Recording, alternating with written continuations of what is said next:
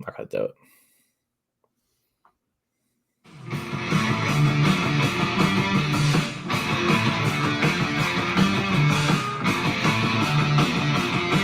We are live. This is episode number 10 of Savages in the Bronx, live from Studio 54 in New Jersey and REM Studio in Staten Island, New York, airing exclusively on Twitch and powered by StreamYard. And welcome back to the show on this Monday, May the 17th, 2021. I'm your host, Rich Rivera, and I'm being joined by Pollen's number one fan, Tom Wospil. You know what? Pollen does love me. I do not love it. So, Pollen sucks, man. Hate it. Absolutely had been ruining my day for like a week. And now I have created a cocktail I take every morning that just, it makes all the pollen pain go away. I need to know what's in that cocktail, but that'll be for after the show. I'm fucking dizzy after shaking my head like that, by the way. I'm like delirious right now. Yeah, pollen sucks. Fuck pollen. Yep. I don't know what the hell's happened, but it's like worse this year than any other year that I can remember. So I mean, every other year, like Zyrtec alone saves me. This year, Zyrtec was not up to the challenge. We need to call in some heavy hitters. Zyrtec is definitely a biggie. Mucinex is a nice. That's the cocktail, man. You got the over the counter Mucinex with the Zyrtec. And then you got the Flonase if you really are feeling it, and it's just it's coming out from all angles. You know, it's like land, sea, and air. You know what? I'm going to the game on Saturday though, so I'm definitely gonna need a cocktail on standby. So I may have to make a visit over to New Jersey, Studio 54, drop by, get a cocktail, and go over to the Bronx. I mean, sure. Well, I'd love to have you here. That would be great to see you for the first time in what feels like 4 years. Should have saw you on Thursday. I saw your co-host. You did see my co-host. I was up in Saratoga. I know Espo and Tom and the rest of the gang that we all know and work with. They're all getting together. It was a beautiful Thursday night. Actually, a beautiful weekend altogether. I did have the luxury of going to Cooperstown, which I did talk about on my previous show, leading off, which check out 7 p.m. Eastern time on Twitch every Monday, except for next Monday. We're taking a week off, but week after that, absolutely. But yeah, I went to Cooperstown. Had a great time in Cooperstown. My first time in the National Baseball Hall of Fame. I picked up one of these boys. You would be very proud of me because I got, God damn it, I can't do this. Mariano Rivera. Autographed baseball, 2013 All-Star Game ball, his final All-Star game of his career, which I didn't clarify, by the way, on my previous show. He did win the MVP in that game. Yeah, he did. Because I remember that was because his final year was the year after Jeter's, right? Right. And Jeter had 2 hits in his final game, and I remember thinking like he's going to get the MVP, but he didn't get it. Trout did. I remember, yeah, because I think Trout had a home run, like a double or something. You know, right. Trout stuff. Yeah, Trout stuff. Early Mike Trout stuff, which was not too far off from current Mike Trout stuff. So no, it's all silly. All silly. Let's see because I need to know before I continue this show. He was named the All-Star Game MVP in 2013. Also, the game that Prince Fielder hit that triple, I believe. Sure. I think so. I'm going to say yes. I'm just going with yes and continue moving on with our show here. Yes, yes, welcome back to the Bronx. This is not a new co-host, by the way. Tom Wospil did shave his face for an occasion. He is here. I did. I had a wedding on Friday.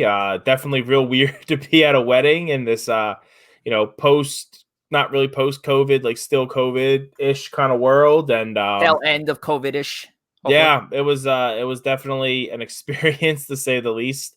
But yeah, I had to shave. Took a little too much off as I started, and then said like, "Oh shit! Well, we don't have time to really run to the barber to have him fix this, so we're just gonna have it basically all come off." But it grows back. It does grow back. It grows back. It always finds a way to grow back. Speaking of which, by the way, since you just mentioned it, probably another topic for another time. What's your stance with the Yankee facial hair policy? I'm going to be honest. I can like both sides of the argument, and I like one day I can convince myself of one way and one the other. Some ways I like it. I like the idea of the tradition. This is how we do things here and all that, but it is silly also. Like it's really silly. The same with the hair. So I don't know. Depending on the day, I can go either way with it. I'm guessing you're not a fan. How do you know these things, man? How? I just assume. I think because most people aren't. Listen, like the demographic of who likes that rule is much older than us, and as people get younger, I think it'll go away at some point. I imagine. But there's a part of me that just likes a little bit of that tradition of just like, hey, I'm a Yankee. They shave, and I don't know. There's a little part I of me that think you likes that. have enough nobility, the no last name on the back of the jersey, which I'm perfectly okay with. The facial hair thing, I'm fine with. I think they should. I think you come over to the team if you feel comfortable, rocking a certain look, rock that look. I don't really care that much. I mean, Yeah. you talk to like purists and guys of like the past generation, like my dads of the world. They feel, the Yankees should still stay clean shaven. Good luck for them. They look it looks like baseball's nobility. I'm cool with it. Like Garrett Cole wanted to come over and fucking keep his beard. Fine, as long as he's tossing zeros, I'm perfectly. That's the thing. There's gonna be there's gonna have to be a guy that breaks that rule. And just gonna be kind of curious of who it is. Is it someone mid-season that comes over that's just like, listen, guys, you traded for me, and I'm not shaving, I'm not cutting my hair. It's gonna be interesting to see if anyone at some point it's gonna fall. I don't think it's gonna be around forever.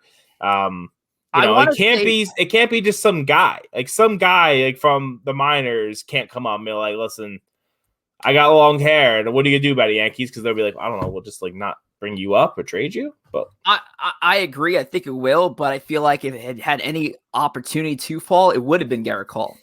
I mean, the guys. Well, I think the one to have it fall would have been like Damon, because Damon was because Garrett Cole had a beard, but he didn't have a beard. Like Johnny Damon had the beard, the hair. Like he would have been one. Another one that he didn't have when he came, but it'd be interesting to see when McCutchen came if he still had the dreadlocks. If they would, because that's where you're going to get into it, where it's like, listen, this is you can't do that. So right, I want guys to have their own individuality. It's just I agree. Some little part of me that likes the tradition of it.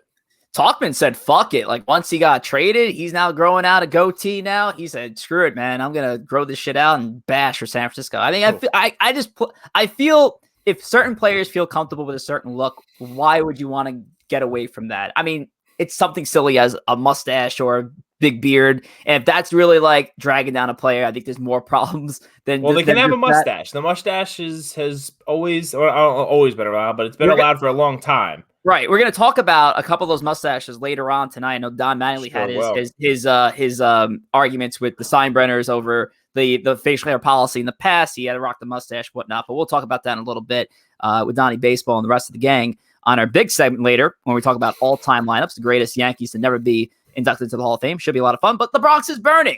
Yankees had just started 8:05.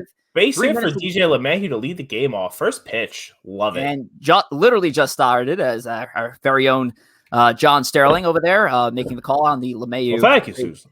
Thank you, Susan.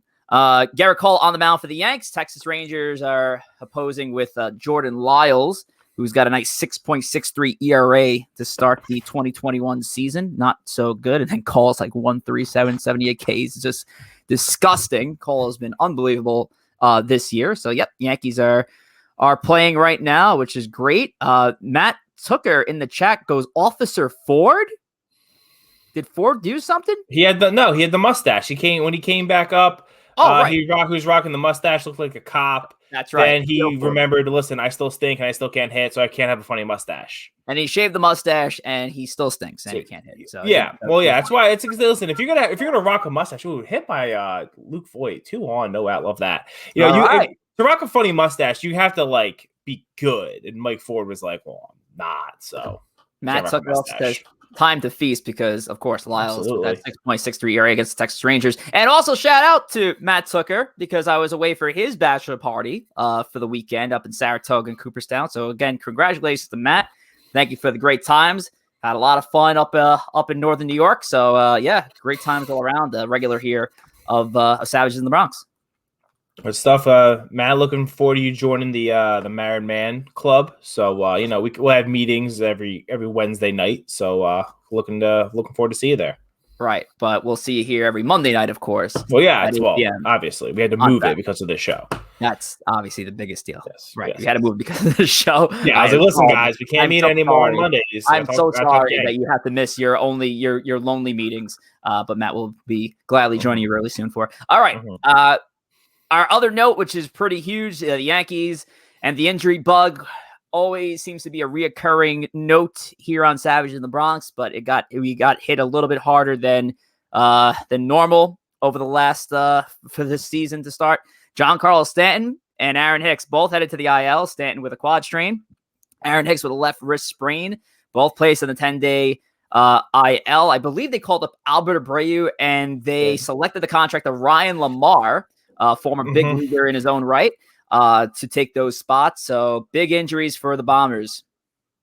Yeah, Stanton, I know they can retroactively put him on there. So I think technically he can come off in 3 days or something like that. He can come off by this weekend. Hope so. I mean, that's what he can. Will he come off for this weekend? No. I don't know, but it seems like that was a bit coming from there. And honestly, not that you want to lose Stanton because his bat has been so just unbelievable this season, but he does clog up that DH spot. So it will be nice that we could rotate guys through there. We could rotate Gary through there, Judge. We could rotate LeMahieu if you want to get him out of the field for a day. You could rotate. There's really no one else because no one else could hit. But no, Gio, maybe him too. But it does open up the DH spot. The Hicks thing, that could, I know I was doing some reading. Like it's an injury that he either could be out for like a week or two, or he could be out for like a month or two. Yeah, just depends how bad it is. It was a very weird range, to say the least, because I think Marley Rivera initially reported as, he could either miss the weekend series, be day-to-day, go on the IL, or have surgery. I'm like, isn't that every option when somebody gets hurt? Thanks, Marley, for that. I remember, what were we going to say? Not going to see Marley at the family barbecue after a report like that. Very, very amateurly done. But yeah, Tom, go ahead. I was going to say, I forget what player it was, but they had said that they had that injury twice. One time they were able to get a cortisone shot and then again miss the series, come back. And another time they had to get surgery. So it just depends, how bad that sheath is torn. Sheath. I like the word. I like saying sheath. I did. I learned, this. My wife is a physical therapist. I learned that the sheath is what protects all your tendons in your wrist. Wow. So essentially they're all exposed and you could obviously really get hurt if that happens. So I guess it's that's what the sheath does. Like a sheath for like a sword. It makes sense.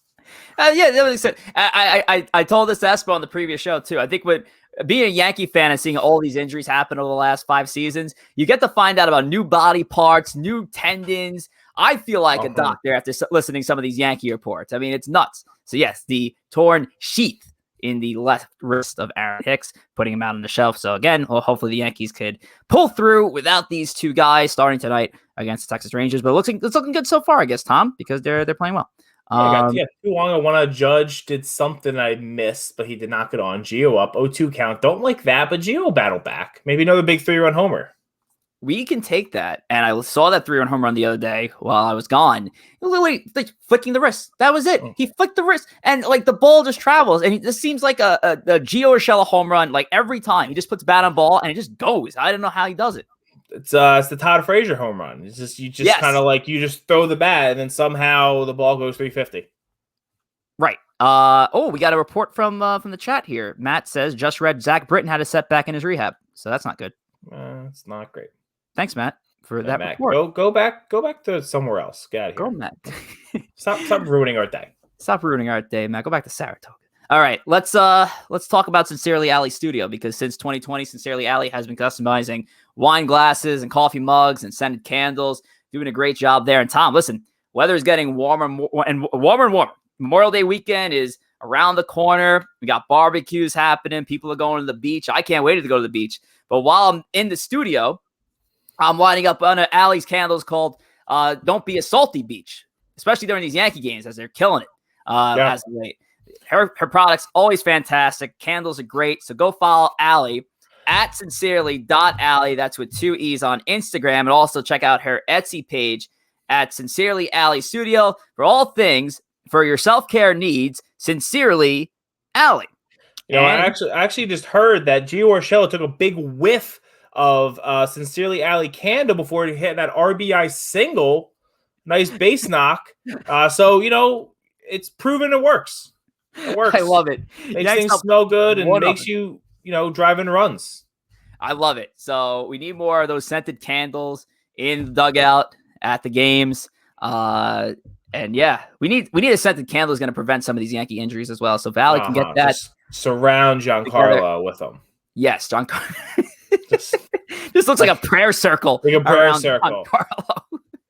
I love it. I love it. So anyway, our next segment is brought to you by Sincerely Alley, as we're going to go over a lineup. And so Tom and I are putting together this lineup of the greatest Yankees to have never been inducted into the National Baseball Hall of Fame. Obviously, I just mentioned before, just coming off of Cooperstown, so I have all the adrenaline of talking about Hall of Fame baseball players, but not on this show. We're going to talk about non-Hall of Famers, guys that maybe should have been in the Hall of Fame, guys who have Hall of Fame stats, guys who had great accomplishments in pinstripes, but were never inducted in. But we do have some rules, though, before we get into it. And Tom and I had to go over it multiple times. Obviously, they never were inducted into the Hall of Fame. That's the biggest one. They must have been eligible for the Hall of Fame prior to 2021. So anybody who's eligible next year and years beyond, we're not going to count. That's obviously including active players, so no active players either. And they also must have had a known tenure with the Yankees. They just can't have these guys must have not done this one-off but had a Hall of Fame career anyway, or somewhat great career with a different team. So these guys must have been great Yankees. The one example we had, even though he had some great years, was Gary Sheffield, where it's like Gary Sheffield put together a Hall of Fame career, not in the Hall of Fame currently, but he played just 3 years with the Yankees. So he was kind of one of the prime examples of a guy that we didn't really consider because we wanted them to have the meat of their career or the important parts of their career as a Yankee. That is correct. And that was nicely put together. But let's get into it. So Tom and I put this lineup together, so we're not going back and forth on this. We actually came to terms on this lineup. So we're going to start off with our manager, Tom. We're going to start off with Billy Martin, managing the team. That's psycho right there. Crazy. The picking a manager was kind of hard because all the great Yankee managers are in the Hall of Fame. So that in a way left Billy Martin, who, as we've talked about, it wasn't hard at all. It actually was probably the easiest thing to pick. Yeah. I mean, honestly, kind of pretty much. He's such known as the Yankee, a character in the game. Managed the teams in the 70s and the 80s until his untimely passing. So we got Billy, we got some spunk, we got someone to kick some dirt at an umpire. We got Billy Martin. Yeah, and all those great Yankee managers we could not include, like you mentioned, like Joe Torre and Casey Stengel and Joe McCarthy, could not include him. So it came down to Billy Martin, which I will gladly take, as you just said, take the fire as well. Love it. Our catcher is Thurman Munson. This was a tough one between this man and another individual who we are going to talk about in a little bit. Thurman Munson, an MVP, career Yankee. Let's see here. 7-time All-Star, 2-time World Series champion, a Rookie of the Year, and unfortunately, lost way too soon. Munson at the catching position. I love the pick. Yeah, there's, we had considered someone else again. We'll talk about later. But Munson is someone that, if untimely passing again, if had played a couple more years and then even something like that would have happened, he probably would have been a Hall of Famer. Yeah. He didn't play really long enough to quite get in. He's someone that I feel like even you could probably make a case to put him in still to the Hall of Fame. Obviously, it would be a Veterans Committee thing at this point, but we have Thurman Munson, the captain, behind the dish. And our first baseman, and honestly, was the easiest person to pick for this team. Donnie Baseball, another captain of the team. I think we have a few captains of the Yankees on this team. Yeah, he's the prototypical just missed kind of Hall of Famer. Another one that I would love to see get in on the Veterans Committee. Not sure if it'll ever happen. Injuries really derailed his career. Was carrying the team in the dark days and helped lead us to '95 when we got to the playoffs and he retired, and then we went on the run.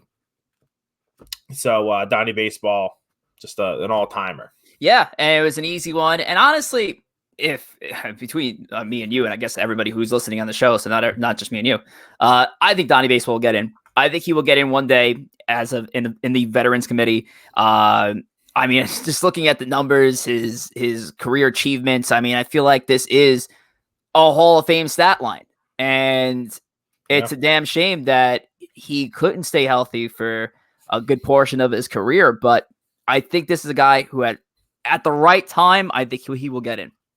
I hope so. It'll be well deserved. Second base, we have Willie Randolph.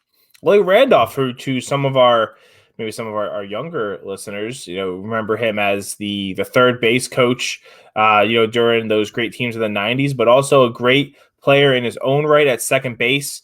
As we were going through, it's funny, as we were going through some of the positions of, who are the really good players who played for the Yankees who didn't make the Hall of Fame, there weren't a lot of middle infielders. No. So, not that should discount Willie at all, but Willie really became kind of like an obvious choice at second. Yeah.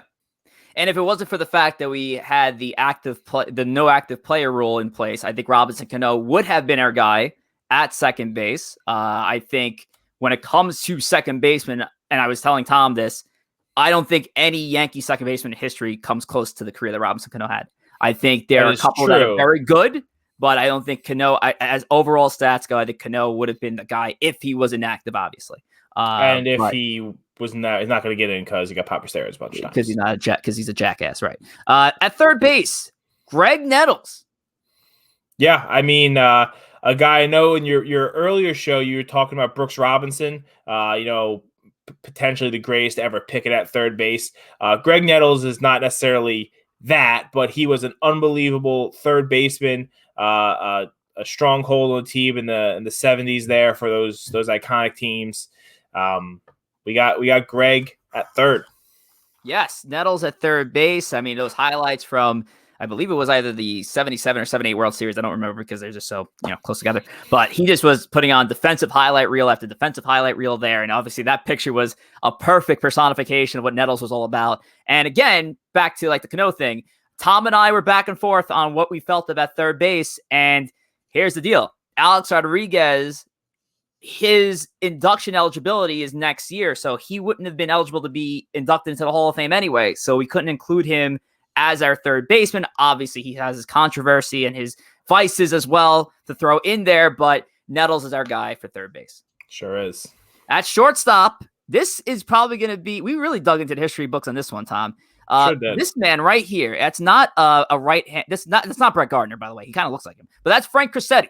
Frank Crissetti is at shortstop for the New York Yankees. And just going over the resume, because again, this is a guy that is not a name-worthy guy, 2-time All-Star and a 6-time World Series champion, that 2 of which were with the Yankees as a player only. He mainly dominated the 30s through the 40s, had a .245 batting average. It's not attractive enough, but he played 17 years with the Bombers, had some couple decent years. He was very known for his defense as well, so he was a great defensive shortstop. But Crissetti is our guy for a position that was really depleted if you're not talking about Jeter or Phil Rizzuto. It sure is. And, Crissetti is a guy when you're on a team with Babe Ruth and Lou Gehrig, you know what? Just field the ball and throw it to first. Then you're good. So, we got room. The defense is half the game. He was a very good defender. So I got him in, and like you also said, there's not a lot of great Yankee shortstops. Minus, once you go past Rizzuto and Jeter, we talked about Bucky Dent a little bit. I know we're gonna have some honorable mentions later, so I don't want to ruin any more of them. But we even were joking around. I don't think he's on the list, but like Didi Gregorius is not that far down the list of like accomplishments as a Yankee shortstop, which I think tells you all you need to know about the players we've had. Mine is, just past the greats. Right. Left field, we have Roy White, another vastly underrated New York Yankee. And actually, I'll shout out my dad, Julio Rivera. This is his favorite all-time Yankee. This is his favorite all-time Yankee here, Tom. Roy White spent his entire career with the Yankees. That's 15 years. 2-time All-Star. he was up for some of the MVPs, but he never won the award. But he had a pretty underrated career, to say the least. 271 batting average all time, 758 RBIs. He led the league in plate appearances. I mean, that really doesn't matter. He led the league in runs. But I guess the tenure here won Roy White over some other choices. But I will say, when we picked our 3 outfielders, he was the 3rd outfielder we put in. Yeah. There was okay. We're gonna get to some other, some other honorable mentions. Yes. But I was still looking at Roy White's page. But yes, we'll get some other ones. But we definitely wanted to get him on the team. Who's our center fielder here, Tom? Burn, baby Burn, Bernie Williams. We got him in center field. The one of the iconic mainstays of the 90s and the early 2000s Yankees. He's someone that was a constant middle of the order for us. Another long career, 16 seasons. He won 4 Gold Gloves, 4-time champ. He won a Silver Slugger. He won a batting title. He was a very, very, very good player, a elite player in the postseason. I know he at the end of his career, he held a lot of postseason records. We got Bernie in center field. He was a dream to have out there, Tom. And between his 1997 and 2002 season, I mean, these are some stupid numbers he was putting up, especially with his batting average. Led the league in average, 339 in 1998. Bernie, one of my favorite Yankees of all time, deservingly on this list and on this team. In right field, we have Roger Maris, somebody that Tom has said should be in the Hall of Fame. I'll still stick with he should be in the Hall of Fame. The list of people who have won 2 MVPs and are not in the Hall of Fame is a very short list. It's Maris and why did I even try to bring it up? Because now I'm blanking on him from the Red Sox. No, not Manny Ramirez. Jesus, from the 70s. Carly Shremsky. No. Fred Lynn. Yes, right? Jim Rice. Jim Rice, man, I'm thinking of. Didn't Jim Rice win 2 MVPs? Not in the Hall of Fame? Ooh. Oh, no. Jim Rice is in the Hall of Fame, though. Fred Lynn is not in the Hall of Fame. I'm thinking of Fred Lynn. I'm blanking on. Maybe I'm making someone up, but I'm pretty sure Fred Lynn or something. Fred Lynn won an MVP, but did not win 2. Okay. So I'm blanking on who. Did Jim Rice just get in? Is that what I'm thinking of then? He did just get in. I'm gonna keep searching for you, partner, while you're struggling. Jim Rice won only 1 MVP, so let's keep looking. No, you got in 2009. Okay, yeah, I'm blanking on who I'm thinking of. Maybe I'm making him up. Again, we're not talking about him. We're talking about Roger Maris. Again, I think he should still be a Hall of Famer. I think for what he meant to the game, as someone who broke Babe Ruth's iconic record in such a dramatic fashion with the summer of '61 and the back and forth of Mantle and all of that. I think that should get him in anyway. But if he's not, I'd love to have him on this team. Maris in right field. We have 1 offensive player remaining that we said we were going to get to. We have our designated hitter, which we decided what we were going to choose, a flex position for this and a guy that we can get onto the team and find a position for him. So it's this guy, Jorge Posada. Hip, hip, Jorge. You made the team, bud. This is a guy that Tom and I, when we were trying to put this team together, initially thought of, all right, this could be our catcher. And then, all right, that's right. Thurman Munson is actually not a Hall of Famer. So he should definitely be on this team. But Jorge Posada makes it at DH. Yeah. We originally were, kind of as, being younger-ish Yankee fans, we're like, oh, Posada, right? He's going to be our catcher. And then we're like, oh, wait a minute, Thurman Munson existed. So yeah, we put him behind the dish. But yeah, Posada, very good hitter, switch hitter, played a long time with the Yankees, another mainstay from those 90s teams and up through the 2000s. So Posada, hip hip Jorge, making the squad. Georgie. All right, let's get to some pitching here. We have 1 starting pitcher that we're picking, and Matt, it's not David Cone, and surprisingly, it's also not Andy Pettitte. It's this man, Ron Guidry. Louisiana Lightning making the list. Had his number 49 retired, right? Number 49. Yep, number 49 retired. Cy Young Award winner in 1978, arguably one of the best pitching seasons in the history of the game when he went 25-3 with a 1.74 ERA. I mean, this guy underrated career. And again, I look at this guy's body of work and I'm like, how is he not in the Hall of Fame? But he did have some choppy years towards the end of his career. But Ron Guidry is our starting pitcher. Yeah, that was another one that, again, we were like, all right, so it's gonna be Pettit, right? And then even there was some consideration. Could it be Clemens? But Clemens, the guy who didn't play a lot of his career with the Yankees, and also he's not in the Hall of Fame for other reasons, not because of his on the field play. Right. We went with Guidry a lot on the strength of some of those seasons were just like unbelievable, just like best pitcher on the face of the earth for a time period. Yeah, so that's where we went. Absolutely. Guidry, great choice, I believe. I mean, we picked him, so it's got to be a great choice. So if you didn't differently, then fuck you. Our closer is Fair. Sparky Lyle. And this was another one, Tom. We're kind of like back to the Billy Martin situation. We weren't left with a lot of room after Mariano and Goose Gossage. So Sparky Lyle, I mean, is the next best. Look at those Hall of Fame chops and Hall of Fame just packing a fat lip. I know. Look at that fucking jaw and that cheek right there. But this guy did win a Cy Young, so I can't say it. I mean, Cy Young Award winner in that year, 1977, 2.17 ERA for the season. Led the league in saves twice in his career. Sparky Lyle, now a great ambassador for the Somerset Patriots. And Sparky personally had a great relationship with Sparky, actually, when I worked with the Somerset Patriots. One of the best guys to know. He's very, very approachable, very cool. Has some very crazy stories, to say the least, from his days in the bullpen, just to say the least. But that's for another time on a different show. That's off the show because it's not PG. But Sparky Lyle, great guy. Love him. He's our closer on this team. Yep. I think I'm going to be honest, you really said it all. So, yeah. So how about this, Tom? Now, I didn't show you this, so this is going to come at your surprise, but I wanted to show you what this team would look like on a lineup card. So here it is. The Hall of Great. That's what I call the team, the Hall of Great, because they're not in the Hall of Fame.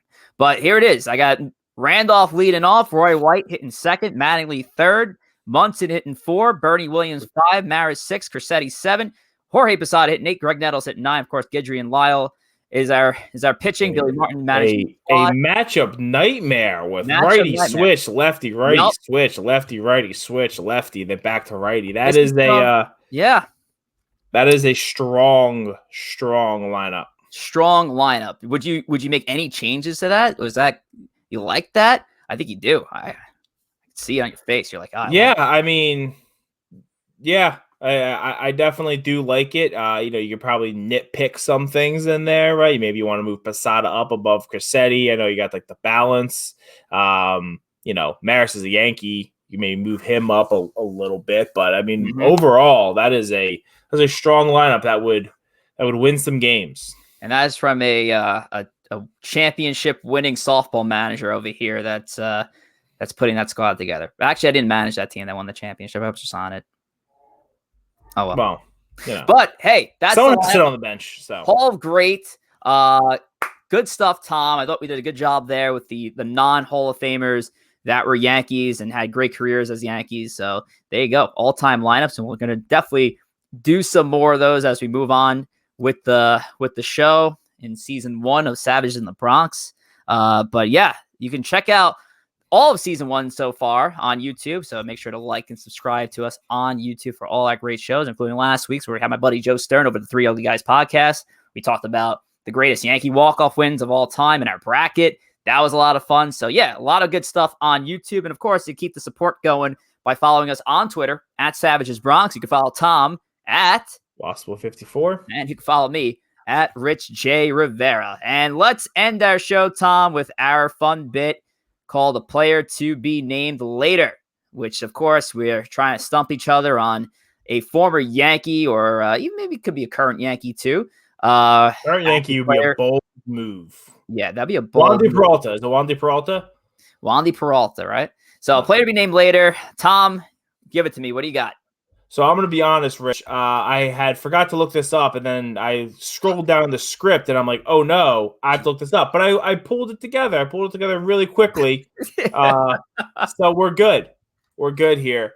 All right, go for it, bud. What do we start? We start with our position, right? And the years they played on the team. So I got an outfielder who played on the team 2001, 2002, and 2003.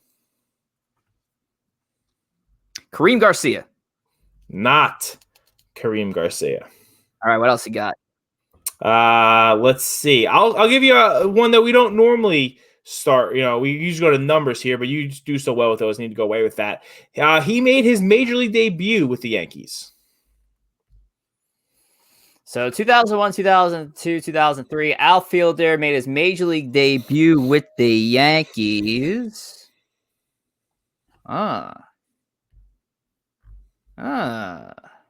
That's tough, Tom. I guess give me Ricky Leday. Not Ricky Leday. No, that'd be a little earlier. Yeah, he was 90s a little earlier. 90, I think 99. All right, what's the last one? After Spencer. I'll give you some numbers. Let's see if you can get it from there. Okay. I'll give you maybe something else. He started with number 56 and then upgraded to number 59. Oh, is that an upgrade? I feel like that's a downgrade, if anything. Certainly not an upgrade. 56 to 59, an outfielder. Yes. He spent. I will say he spent the more bulk of his career as an LA Angel from 2005 to 2010. Juan Rivera, another member of the famed Rivera barbecue. Yes. Rich, Mariano, weekend. Joe, Marley, and Juan, of course. Juan Rivera. Ruben's not invited because I'm afraid he's still shit, so he's not invited anymore. But Matt Tucker, Melky, Shane Spencer. So even Matt got stumped. Melky later, Shane Spencer, number 47, 1998. Can't forget about that run. Wow. On your last minute, a player to be named later. You stumped me, you stumped Matt. But Juan Rivera. I didn't come with someone who played like 4 games with the Yankees. I came with someone who, granted, he only played a total of 88 games with the team, but he did go on to have not a nothing career. He has a positive OPS plus for a career, so he is considered at least average ball player, at least an average hitter. I liked it, Tom. I really did. Juan Rivera, and of course, it's a part of the Rivera family, so I can't hate it. I saw it. I'm like, I gotta go with Tom. I busted your balls, and to be honest with you, I made you go first because I forgot to come up with mine as well. That's why you were laughing. So anyway, but I do have my guy. So my guy played in 1 season with the Yankees. One of these, and that season being 2014. 2014, 1 season with the Yankees. Chris Carter is later. Chris Carter was on the. It's not Chris Carter, is it? It's not Chris Carter. Chris Carter, I think, was 17 because then eventually he was so bad they brought up Greg Bird and one of the most. He's like awful Yankee, not the guy I'm talking about. He wasn't great at it, but Chris Carter, awful Yankee. 2004. Did you give me a position? Did you give me infield, outfield, pitcher? Oh yeah. He he's a middle infielder. But I'm trying to see if he only so he only played second base with the Yankees. Only played second base. So 2014. I'll give you another one. Sure. This was also his final year in baseball. Brian Roberts? It is Brian Roberts. Yes. Brian Roberts, of course, known Baltimore Oriole, which would have been number 3. Known Baltimore Oriole. Number 14, right? Is that what he wore for the Yankees? Yes, he did. Number 14. He wore number 1 as no. Another one of those random ass players that had a great career with one team, came over to the Yankees because everybody wears the pinstripes. And stumped. 237 batting average. Chase that ring. But he also hit 5 home runs, which I feel like is a lot for Brian Roberts in a 91 game span. Tried to chase that ring on one of the worst Yankee teams of all time. Brian Roberts, my guy. There you go. Brian Roberts. Player to be named later. Stinker. Known stinker. Not really. He had a very representable career. I think he was very solid player. Just wasn't good in the pinstripes. Just was not good in the pinstripes. No. But I mean that's our MO for kind of a while. It's like, let's just bring someone in the last couple of years, like Chris Carter, and let's see what happens. as it looked like Adolis Garcia, the sensational rookie outfielder of the Texas Rangers, has tied the game with a solo home run. Don't like that. The Yankees and the Rangers are tied at 1 apiece in Texas. But that's going to end our show here in New York / New Jersey. So thank you for joining us, obviously, for another edition of Savages in the Bronx, our 10th episode, which I think is a big deal, very underrated, because it feels like, it doesn't feel like a long time ago that we started the show, but like 10 episodes to start, man. So double digits to you as well. Yes, sir. So Savage in the Bronx, we thank you guys. Tom, anybody you want to thank or no? Like you? Yeah, I'm trying to think of the dumb thing I could say. Oh, I love it. No, I'm just gonna. Wow. I would have thanked Garrett Cole, but he just gave up that home run. Now he just gave up another drive, and Clint went for the layout, didn't full layout, and didn't catch it. And we got a guy on second with no outs. Wow, that was also no thank you to Clint Frazier. Horrific call on your end. Horrific play-by-play. But all right, Tom, good stuff. Thank you all for joining once again. Thank you to Brian Roberts for your shitty tenure with the Yankees. And thank you for all the non-Yankee Hall of Famers who had great careers in pinstripes. You guys are all Hall of Famers to me. So that's all that matters. And once again, thanks to Matt Tucker for jumping in. And congratulations again on your soon-to-be marriage. All right, guys, take care. We'll see you here next week.